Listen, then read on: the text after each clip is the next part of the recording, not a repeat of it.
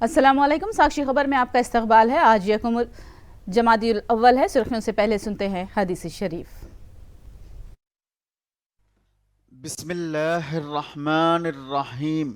नबी करीम सल्लल्लाहु अलैहि वसल्लम का इरशाद मुबारक है, जो दो ठंडी नमाजें पढ़ता है वो जन्नत में दाखिल होगा। वजाहत, फजर और असर की नमाज मुराद है। और अब सुर्खियां। बीआरएस हुकूमत तमाम मुहाजों पर नाकाम। केसीआर ने तेलंगाना को कर्ज में डुबो दिया। हैदराबाद में चिदंबरम की प्रेस कॉन्फ्रेंस। हैदराबाद समेत तेलंगाना में आईटी ओहदेदारों की बड़े पैमाने पर कार्रवाई। सियासी कायदीन, रियल एस्टेट और आईटी सॉफ्टवेयर कंपनियों की तनख्ही। परेड ग्राउंड में बीआरएस के जुलूस-ए-आम की तैयारियां। हैदराबाद में आज से केटीआर के रोड शोज का आगाज। कल वजीर आला करेंगे नूजीवेडु का दौरा। साइंड अराजियात के पट्टेजात की मुस्तहिकीन में करेंगे तकसीम।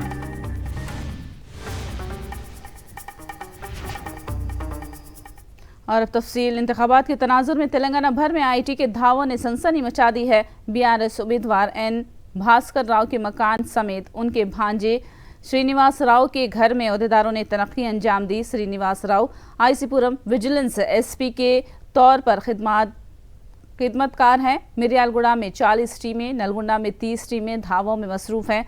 हैदराबाद समेत नलगुंडा, मिरियालगुड़ा में एक ही वक्त में धावे किए जा रहे हैं। हैदराबाद की हिमायत नगर, बंजारा हिल्स और सागर रोड पर आईटी ओहदेदारों के धावे जारी हैं। इंतखाबात में तकसीम की गर्ज से भारी मिकदार में रकम जमा करने के इल्जामात के दौरान ये धावे किए जा रहे हैं। हैदराबाद में रामश्री इंफ्राटेक वीआई के सॉफ्टवेयर प्राइवेट कंपनी में धावे किए जा रहे हैं। रियल एस्टेट कंपनियों समेत सॉफ्टवेयर कंपनियों में भी रकम जमा करके रखने के इल्जामात सामने आ रहे हैं।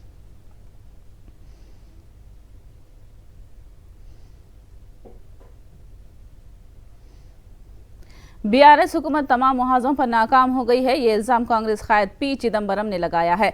हैदराबाद में मीडिया से बात करते हुए चिदंबरम ने कहा कि बीआरएस दौरे हुकूमत में इफराती ज़र और बेरोजगारी में इजाफा हुआ है। The failure of the BRS government is comprehensive and on all fronts. The BRS government has comprehensively failed on the two issues of inflation and unemployment. These are the topmost concerns of the people of Telangana. Since 2015, the state's debt burden has increased by a whopping 404%. As a result, the per capita debt in March 23 per person's debt is rupees 96,316, nearly 1 lakh rupees.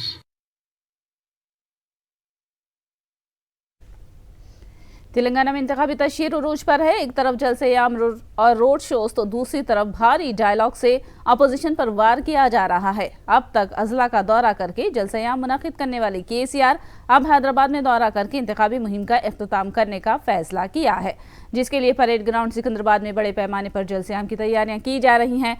Party का नाम BRS रखने के बाद से parade ground में ये पहला जलसे-ए-आम होगा। इस जलसे-ए-आम को कामयाब बनाने के लिए बीआरएस कायदीन कोशिशें कर रहे हैं। परेड ग्राउंड जलसे-ए-आम से केसीआर कांग्रेस और बीजेपी को अपने ही अंदाज में निशाना बनाएंगे।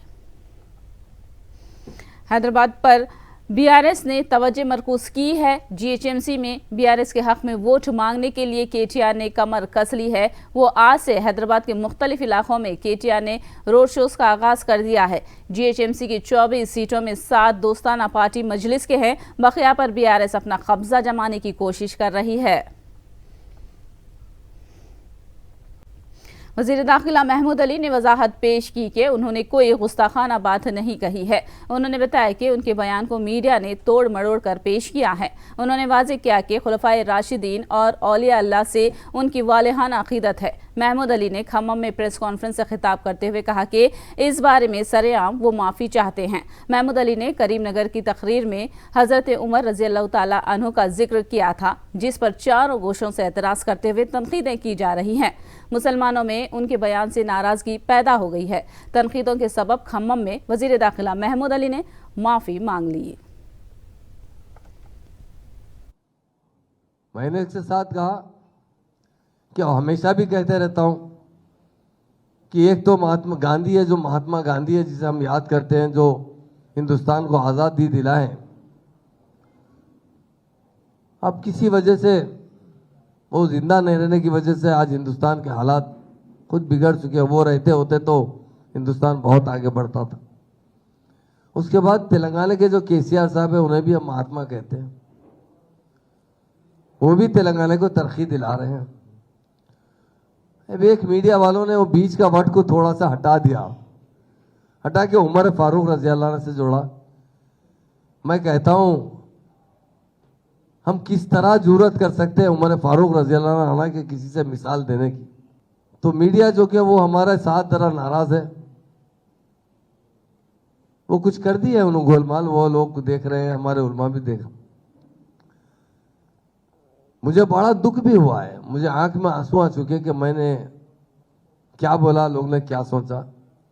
फिर भी मीडिया के तमाम भाई है, मैं तमाम लोगों से अगर वो कहीं भी अगर ऐसी मुझसे भूल चूक होती है या किसी वजह से किसी को तकलीफ है तो मैं दिल की गहराई से उनसे माफी चाहता हूं। आप मुझे माफ कर दीजिए अगर आप समझते हैं, पर मेरे दिल में खुलफाए राशिदीन हो उनका तो बड़ा एहतराम है, और वैसे हमारे औलिया अल्लाह हो। तेलंगाना असेंबली इंतखाबात जैसे जैसे करीब आते जा रहे हैं, वैसे वैसे बीजेपी को झटके लगते जा रहे हैं। सीनियर कायदीन के बाद दीगर बीजेपी को खैर बात कह रहे हैं। फिल्म अदाकारा विजय शांति ने बीजेपी को छोड़ दिया है। विजय शांति कल मल्लिकार्जुन खड़गे की क़यादत में कांग्रेस पार्टी में शामिल होने जा रही हैं। कुछ वक्त से विजय शांति बीजेपी से ये कहकर दूरी बनाए हुए थी कि उन्हें पार्टी में मुनासिब मुकाम और इज्जत नहीं दी जा रही है, लेकिन उन्होंने अब ये कहकर बहस का मौजू छेड़ दिया कि बीजेपी बीआरएस से मुकाबला नहीं कर रही है। गुलाबी झंडों के नगमे पर निजामाबाद जिले में एमएलसी कविता और प्रशांत रेड्डी थिरकते नजर आए। जिले के मोतार मंडल में बालकुंडा में बीआरएस उम्मीदवार प्रशांत रेड्डी की तायद में कविता ने इंतखाबी मुहिम चलाई। कविता ने इस मौके पर खवातीन के साथ रक्स करके कारकुनों में जोश भर दिया।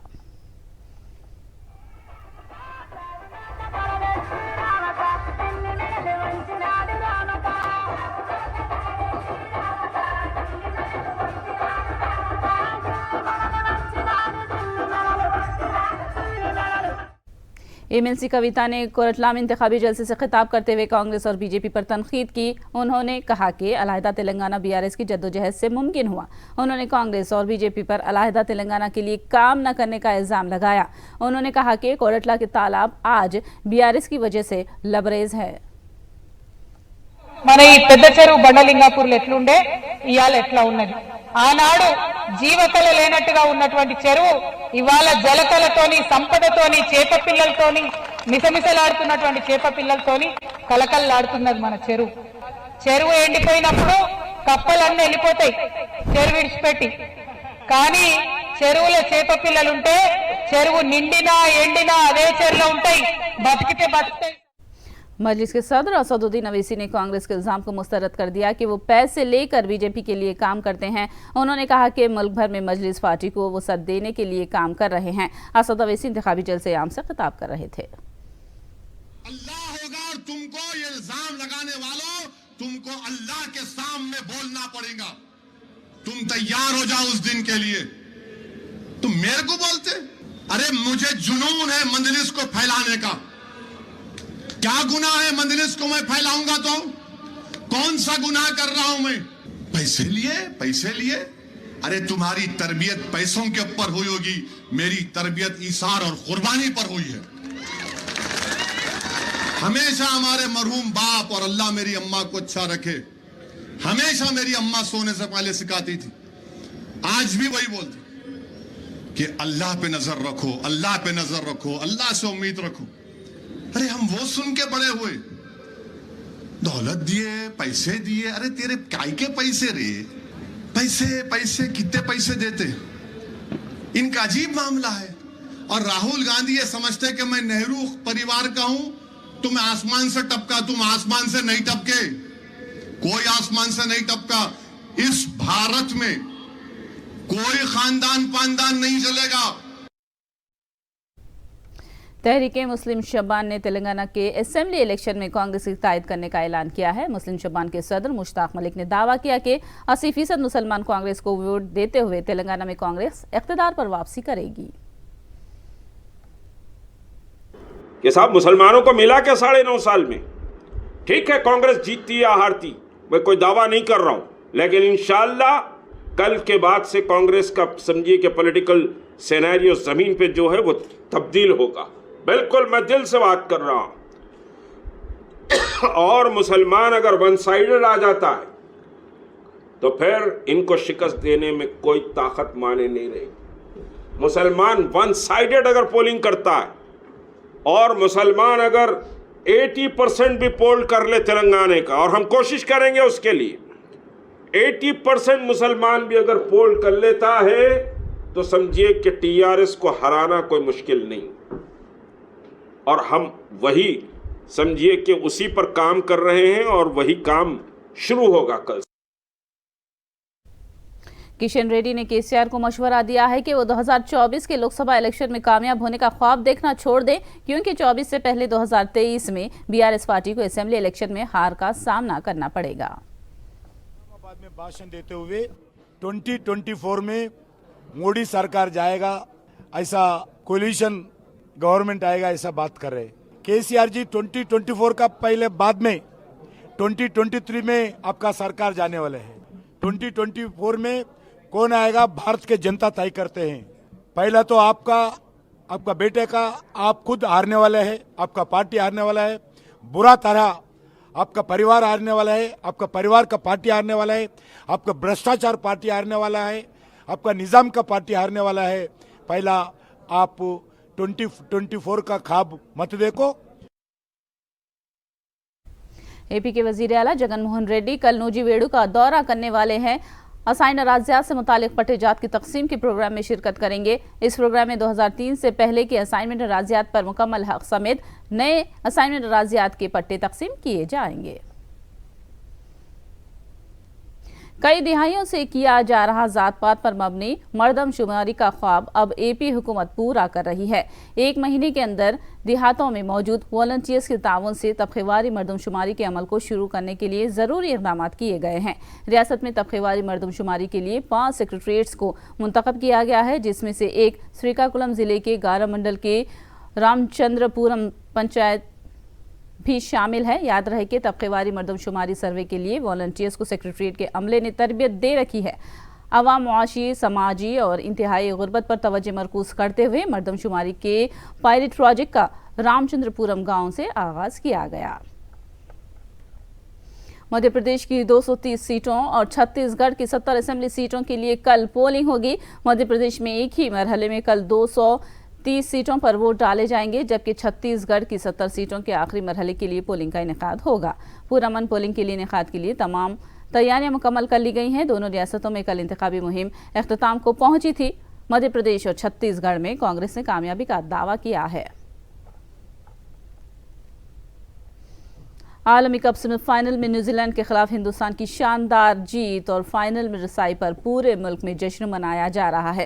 हिंदुस्तानी क्रिकेट के मद्दाहों ने दीवानावार जश्न मनाया। मुंबई, पुणे, दिल्ली, हैदराबाद, कोलकाता, विजयवाड़ा वगैरह में मद्दाहों ने जश्न मनाया और हिंदुस्तान के आलमी कप जीतने के लिए नेक ख्वाहिशात का इजहार किया है। सेमीफाइनल में हिंदुस्तान की कामयाबी में मोहम्मद शमी, कोहली, अय्यर और गिल ने अहम रोल अदा किया है।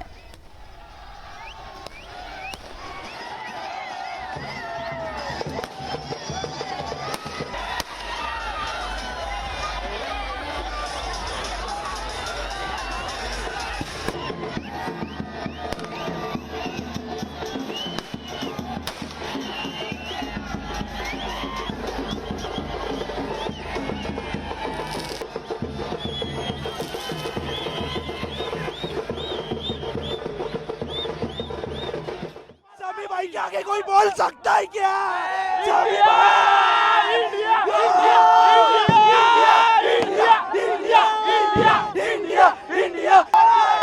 सभी भाई के आगे कोई बोल सकता है क्या?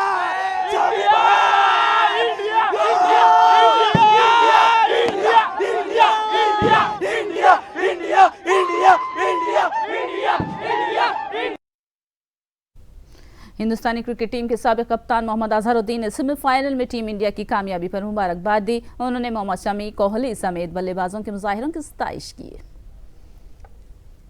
विराट कोहली बहुत अच्छी बैटिंग है, बहुत बहुत मुबारकबाद देता हूँ।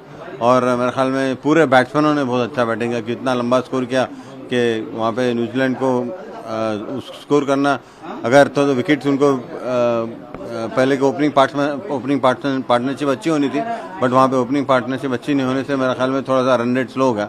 बट लेकिन ओवरऑल आउटस्टैंडिंग परफॉर्मेंस, ये बहुत बढ़िया है। समी ने बहुत अच्छा शुरू से जब से उनको मौका मिला है, सेकंड गेम से जब से मौका मिला है, उन्होंने अपने आप को प्रूव कराया कि ये फॉर्मेट में भी वो अच्छे बोले जाते हैं। नहीं, अच्छा है इंशाल्लाह।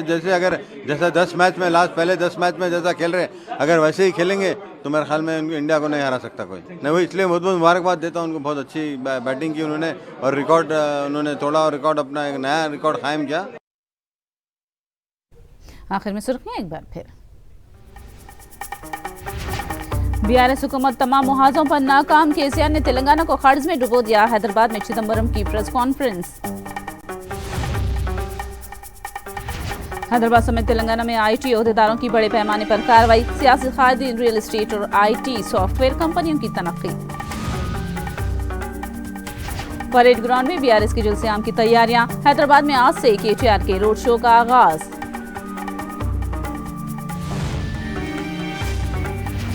कल वजीर आला करेंगे नोजीवेड़े का दौरा। साइनर राज्यात के पट्टे जात की मुस्तहिकीन में करेंगे तकसीम।